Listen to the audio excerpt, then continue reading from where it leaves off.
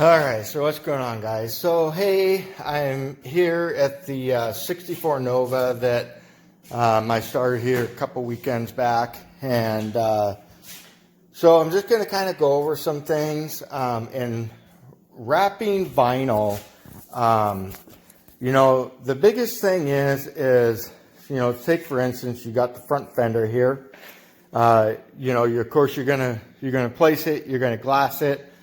The problem is that I found out with wrapping over primer is that, you don't want to readjust the vinyl too much. Let's say, you get this right here, laid in right here. You got it squeegeed, and then you're going to work this. So, you lay this down, you work it. If you keep lifting that up and readjusting it, I found out that the vinyl on its glue, you end up losing that adhesiveness that's on it. So that's kind of what I would say, especially back here. You notice on the trunk here, you're going to lay it. You're going to be really careful as far as how much you pull the vinyl off and readjusting it. I did these here, like I said, this is a piece. I did this whole bumper here or fender is overlaid over the top of this.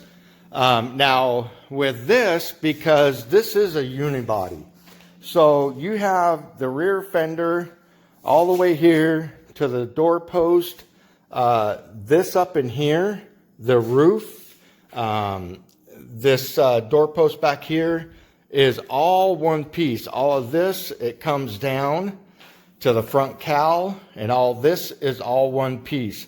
So I still have the vents to do on this. I'm working on that today. I just want to go over. So up there in the middle up here, right here, I actually did a butt joint.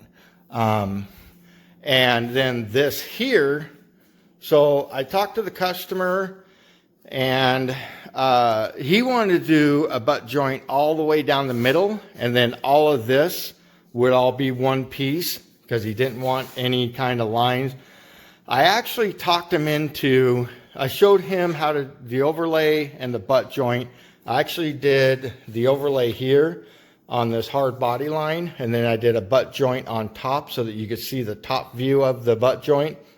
And essentially what you do is you take one piece of vinyl, you lay it down, you of course have your knifeless tape down. You're going to have actually two pieces, and there's a kind of a system in which you use that, but you lay this piece down over your knifeless tape, you cut it, and then you lay this piece down over the existing vinyl, and then you pull the last remaining knifeless tape, and that gives you a nice seam. It's actually a butt joint, and it looks really good if you're going to run vinyl over the top of it, or if you're on a small space where it's not going to be real noticeable. But as you can see, I talked him into doing this. You can actually see this is the body line here. It runs all the way across here and then around the front. So you can see that there is, if you get really close, you can see the seam that's right here, the overlay. But aesthetically, when you're looking at the car, it looks pleasing to the eye. So you're looking at it, and you're going, okay, it looks good. You don't have a big seam right down the middle. So essentially what I had to do was, like I said, I put a butt joint there, and there's a butt joint there. You can see the existing that I did there. So all this cowl here, up the doorpost here, and then around the front, all this was laid first, and then it comes all the way back here. Now, there is, down in here, there is an overlay down here. You can't see it. You could if you got really close, but it's actually in that groove in there, so you really don't see it. So essentially this looks nice. It turned out really well. as you look down the car, it looks good. I got all of this tucked in to the window rubber here. It looks real good. And I actually did the inside of the door. So this here is all done because, of course, there's the hardware that goes here, the panel, door panel that goes there, and so on. I was going to do this down in here on the inside. The customer chose that he's going to try to do that himself. And if he needs help, of course, I'll be there. Love old cars. Got to slam the door to get them shut. So anyways, customers did a lot of work on this car. And so one of the things I'm working on now is getting these vents done. The car will be completely done. But like I said, you know, you can't see, and if you do, it's a real minute amount that's in there of the butt joint. So it's going to hold up real well. I'm super pleased with how the car came out. And so I think, you know, one of the biggest things that I learned on this essentially was with primer, because you have what I consider to be called primer dust. So when you lay that vinyl down and you're going to glass it, you essentially have to get it pretty much glassed right the first time. You know, if you don't, if you pull it off, readjust, pull it off, readjust, like I said, you're losing that adhesiveness to the glue backing, and you're going to have lifting. You're going to have problems. I did experience some of that, and I had to go back and do it, redo it.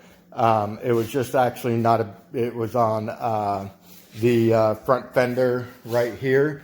You know, I had some lifting that was going on right here, and so I had to pull the whole fender off and redo it. I didn't charge the customer for that, but anyways, so that I did have to redo that. That's just part of kind of the learning process for me.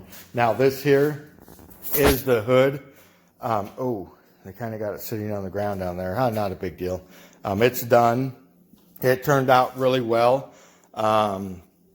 Like I said, the customer chose Avery Satin Black, and so super glad. The color, it actually looks real good. It's kind of got that sheen to it. Matte black is a nice color.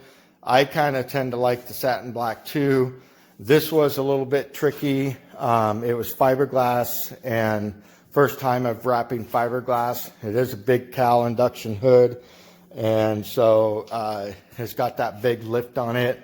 It actually came out really well. Now, there is what's called, you know, if you notice here, you've got, it's a big lift from the bottom of the hood to the top of this cowl here.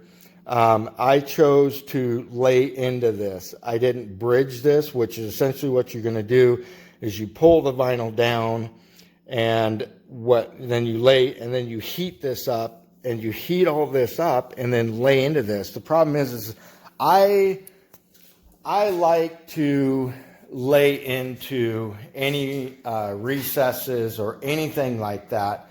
If you have over a 30% stretch, you will have a problem with lifting, with it failing later on. So I just choose to always lay into it rather than bridging. You know, so it's kind of like this here. You see this got this channel that runs in here. You know, I could have actually lifted from here to here. And what you want to do is, so you measure your percentage. You go from this hard body line, and you'd essentially measure to about right here. So you'd measure the width. And then what you do, you measure that width, and let's say it's 3 inches. So then you measure this distance from this bridge, so to say, the distance from here to here, and then that would give you your percentage on how much you're stretching the material.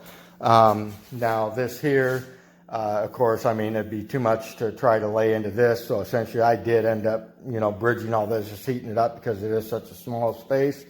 Not a big deal. I will tell you that, you know, the primer is, I used isopropyl alcohol and cleaned it. The customer did wash it. I did choose to use the isopropyl alcohol. It did fade the previous matte black that was on here, the primer. So I chose to clean it really good and just to make sure that I got good contact all the way around. So anyways, other than that, I'll get back and I'll take a video of the finished product. All right, peace till next time.